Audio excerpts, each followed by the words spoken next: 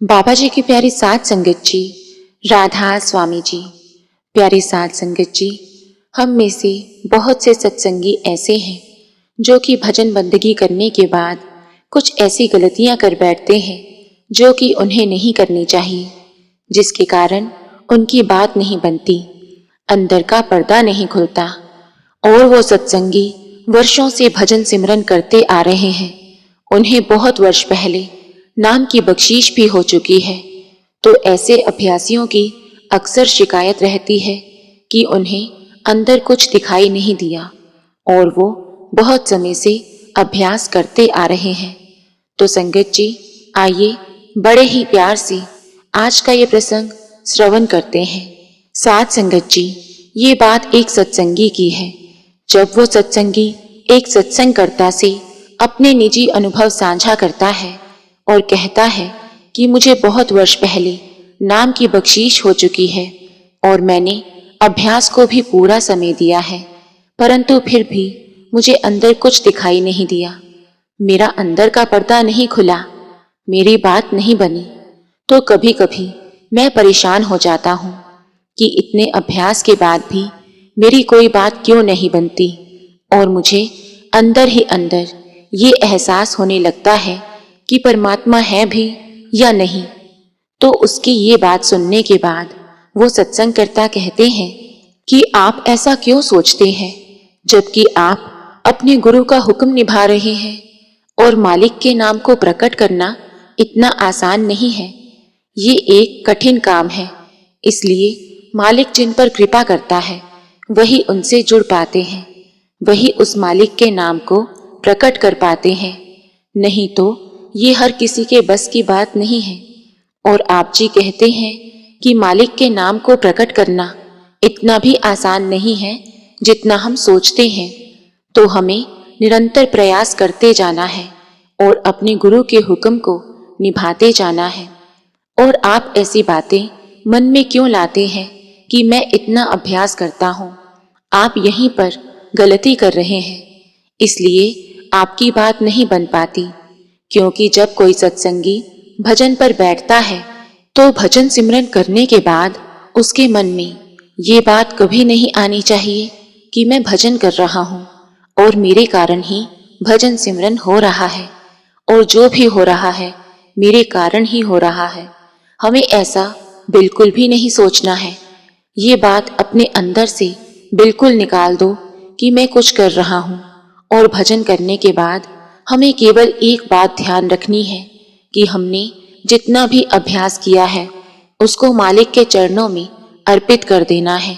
जैसे हम बीज को पृथ्वी को अर्पण कर देते हैं और फिर पृथ्वी उस बीज का पालन पोषण करती है और उससे वृक्ष बनता है, तो ऐसे ही हमें भी अपनी भजन बंदगी को मालिक के आगे अर्पण कर देना है और सब कुछ उस कुल मालिक पर छोड़ देना है। अगर हमने इसे अपने हाथों में रखा तो हमारी बात नहीं बनेगी। जैसे कि अगर हम कहें कि बीज को हमने पृथ्वी में नहीं डालना, हमने अपने हाथों में ही रखना है, तो वह वृक्ष नहीं बन पाएगा, वो हमारे हाथों में ही पड़ा रहेगा और एक दिन सड़ जाएगा। तो हमें ऐसा बिल्कुल भी नहीं करना है। हम जितनी भजन बंदगी करते हैं, जितना भी नाम जपते हैं, उसको कुल मालिक के आगे अर्पण करना है और ऐसा करने से हमारा मन निर्मल होता है। और वो सत्संगकर्ता जी फरमाते हैं कि मुझसे कुछ सत्संगी सवाल करते हैं कि हमारा मन भजन सिमरन में नहीं लगता, हमारा ध्यान नहीं लगता। तो आप जी कहते हैं कि ऐसा कैसे हो सकता है कि जब हम बैठें तभी हमें ध्यान आ जाए या फिर हमारा मन भजन सिमरन में लग जाए। इसके लिए तो हमें प्रयास करना होगा, मेहनत करनी होगी, तब जाकर हमारा मन लगने लगेगा और अंदर से रस आना शुरू होगा और फिर ध्यान आना शुरू होगा। लेकिन हम में से कुछ सत्संगी इस बात को समझ नहीं पाते हैं। वो कहते हैं कि जब हम बैठें तभी हमारा ध्यान लग जाए और हमारा मन सिमरन में लग जाए, जबकि ऐसा नहीं हो सकता। हम दिन के 23 घंटे दुनियादारी को देते हैं, दुनिया को देते हैं, तो हम ये बात सोच भी कैसे सकते हैं कि हम एक ही घंटा बैठें और हमारा मन सिमरन में लग जाए। ऐसा कैसे हो सकता है? इसके लिए तो समय लगता है, मेहनत करनी पड़ती है, प्रयास करने पड़ते हैं, तब जाकर बात बनती है।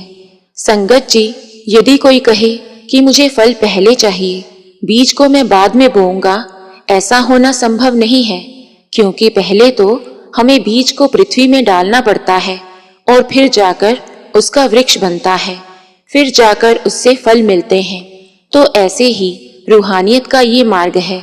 जब हमें नाम की बख्शीश होती है, हम बैठना शुरू करते हैं, धीरे धीरे हमारा मन लगना शुरू हो जाता है और फिर जाकर बात बनती है।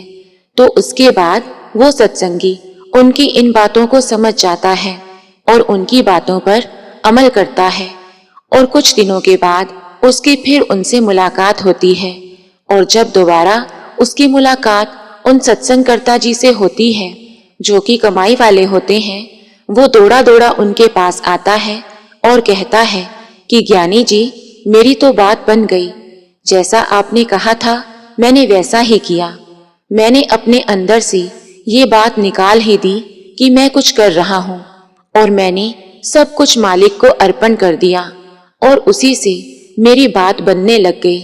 मेरा ये निजी अनुभव है कि मैं अभ्यास में लीन था और मेरा सर छत को जाकर लग रहा था, उससे टकरा रहा था, और मुझे ऐसा लग रहा था कि मैं उड़ रहा हूँ।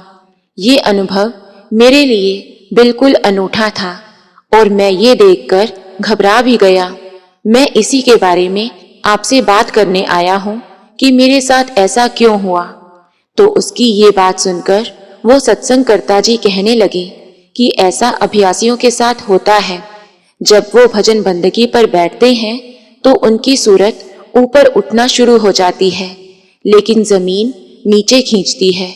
जो पृथ्वी है वो हर चीज को अपनी तरफ खींचती है।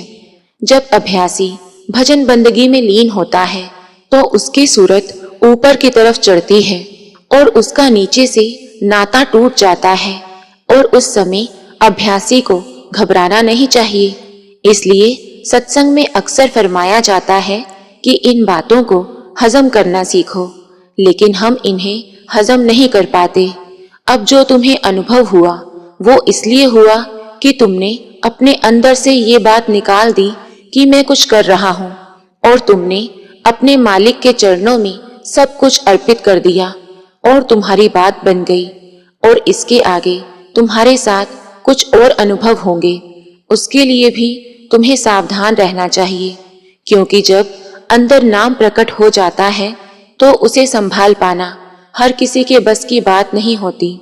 जब मालिक का नाम अभ्यासी के अंदर प्रकट होने लगता है तो उसके पूर्व कर्मों का सफाया होने लगता है।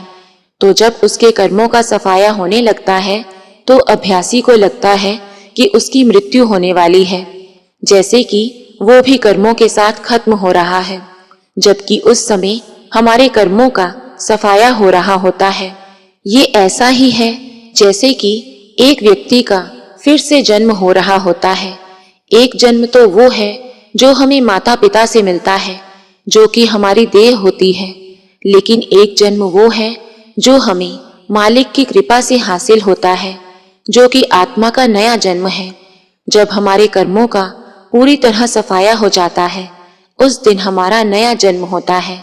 तो आप जी कहते हैं कि तुम बड़े भड़भागी हो जो यहाँ तक पहुँच पाए हो, और ये केवल तुम्हारे प्रयासों के कारण ही हुआ है कि तुम्हें ऐसे अनुभव हो रहे हैं। तो तुम्हें मालिक का शुक्रिया करना चाहिए कि तुम्हारे अंदर भी नाम प्रकट हुआ और तुम्हारी बात बनने लगी है। तो साथ संगत जी, आज के इस प्रसंग से हमें भी ये प्रेरणा लेनी चाहिए कि अगर हमें भी नाम की बख्शीश हो गई है और हम इस मार्ग पर चल रहे हैं, तो जो अनुभव हमें इस मार्ग पर होते हैं उन्हें हमें हजम करना है। और जो गलती अक्सर सत्संगी करते हैं कि वो भजन करने के बाद कहते हैं कि हमारी बात नहीं बनी, हमें कुछ दिखाई नहीं देता, वो केवल इसलिए है क्योंकि उन्हें इस बात का अहंकार है कि मैं कुछ कर रहा हूँ।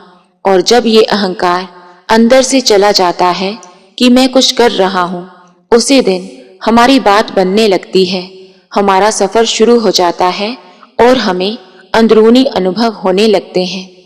तो साध संगत जी, अगर आपको रूहानी साखियां सुनना अच्छा लगता है तो कृपया हमारे चैनल को सब्सक्राइब करें जी। राधा स्वामी जी।